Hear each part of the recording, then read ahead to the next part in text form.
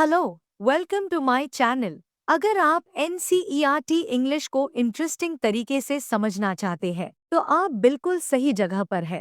तो जल्दी से सब्सक्राइब का बटन दबा दीजिए और बेल आइकन भी दबा दीजिए ताकि आप कोई भी इम्पोर्टेंट टॉपिक मिस ना करें। चलिए, बिना किसी देरी के आज का टॉपिक शुरू करते हैं। बहुत बहुत समय पहले एलिफेंट की सूंड नहीं हुआ करती थी।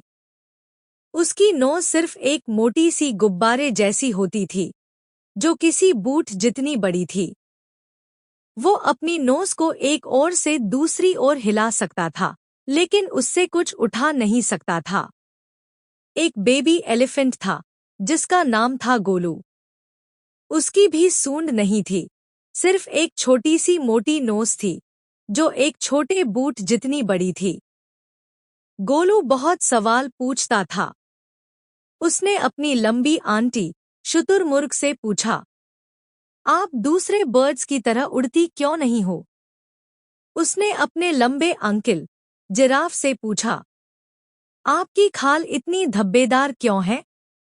उसने अपने भारी भरकम अंकल हिप्पोपोटामस से पूछा, आपकी आंखें हमेशा लाल क्यों रहती हैं?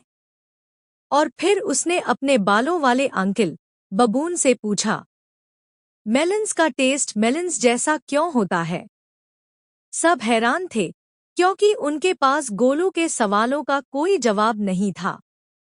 वे बोले, गोलू बहुत शरारती बच्चा है, बहुत कठिन सवाल पूछता है।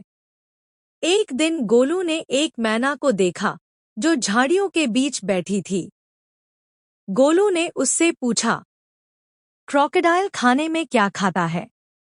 मैना बोली, जाकर देखो। जाओ और महान हरे भरे लिम्पोपो नदी के किनारे खुद पता लगाओ। गोलू घर गया। उसने 100 शुगर केन्स, 50 डजन बनानास और 25 मेलन्स लिए। फिर उसने अपनी फैमिली से कहा, गुड बाय, मैं लिम्पोपो नदी जा रहा हूँ, पता लगाने की क्रोकोडाइल खाने में क्या खाता है।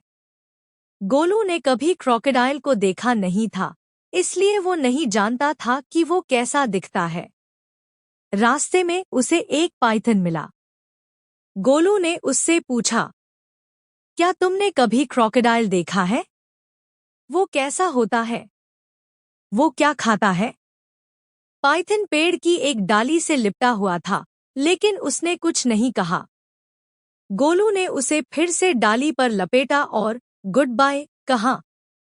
गोलू आगे बढ़ता गया, शुगर केन, बनानास और मेलन्स खाता हुआ। कुछ दिन बाद वह महान हरे भरे लिम्पोपो नदी के किनारे पहुंच गया। नदी के किनारे उसे एक लकड़ी का टुकड़ा दिखा, लेकिन असल में वो क्रोकोडाइल था, जिसने आंख मारी। गोलू बोला, एक्सक्यूज मी, क्या आपने कभी क्रोकोडाइल देखा है? क्रोकोडाइल ने फिर से आंख मारी और अपनी आधी पूंछ कीचड़ से बाहर निकाली। इधर आओ, छोटे दोस्त, क्रोकोडाइल बोला। तुम इतने सवाल क्यों पूछते हो? मैं जानना चाहता हूँ। पास आओ, छोटे दोस्त, क्योंकि मैं ही क्रोकोडाइल हूँ। और क्रोकोडाइल ने क्रोकोडाइल वाले नकली आंसू बहाए। गोलू डर गया, लेकिन वो नदी के किनारे बैठ गया और बोला, आप ही वो हो जिसे मैं ढूंढ रहा था। प्लीज बताइए कि आप खाने में क्या खाते हैं? क्रोकोडाइल बोला, पास आओ, मैं तुम्हारे कान में बताता हूँ। गोलू ने अपना सिर क्रोकोडाइल के स्नाउट के पास ले जाया। तभी क्रोकोडाइल ने उसकी नोज पकड़ ली। मुझे लगता है, क्रोकोडाइल बोला, आज मेरा खाना एक बेबी एलिफेंट होगा। छोड़ो मुझे, तुम मुझे चोट पहुंचा रहे हो, क्रोकोडाइल, गोलू चिल्लाया। वहीं पास में पेड़ों के पीछे से पाइथन चुपचाप आ रहा था। वो बोला, अगर तुम पूरी ताकत से नहीं खींचोगे, तो क्रोकोडाइल तुम्हें पानी में खींच ले जाएगा। गोलू अपनी पीठ के बल बैठा और खींचने लगा। क्रोकोडाइल भी खींचता गया और अपनी पूंछ से पानी को सफेद झाग से भर दिया। फिर पाइथन ने गोलू की कमर लपेटी और बोला, चलो अब और जोर से खींचते हैं।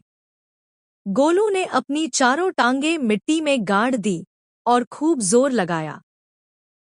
नाक खिंचती गई और लंबी होती गई। हर खिंचाव में नाक और लंबी होती गई और गोलू को बहुत दर्द हुआ। अब उसकी नाक 5 फीट लंबी हो चुकी थी। लेकिन अंत में वो आजाद हो गया। गोलू बैठ गया। उसने अपनी लंबी नाक को एक बड़े केले के पत्ते में लपेटा और उसे ठंडा करने के लिए नदी में लटका दिया। वो 2 दिन तक वहीं बैठा रहा। नाक ठंडी तो हुई, लेकिन छोटी नहीं हुई। दूसरे दिन एक मक्खी आई और गोलू को कंधे पर काट लिया। गोलू ने अपनी लंबी नाक उठाई और मक्खी को मार गिराया। पाइथन फुफकारा, एडवांटेज नंबर 1, ये तुम छोटी नाक से नहीं कर सकते थे। अब कुछ खा कर देखो। गोलू ने अपनी लंबी सूंड उठाई, एक बड़ा सा घास का गुच्छा तोड़ा, उसे अपने अगले पैरों से झाड़ा और मुंह में डाल लिया। एडवांटेज नंबर 2, पाइथन फिर बोला, छोटी नाक से ये भी नहीं कर सकते थे। अब बताओ, क्या धूप ज्यादा तेज नहीं है? गोलू ने किनारे से थोड़ा कीचड़ उठाया और अपने सिर पर लगा लिया। एडवांटेज नंबर 3, पाइथन बोला, ये सब छोटी नाक से कभी नहीं हो पाता।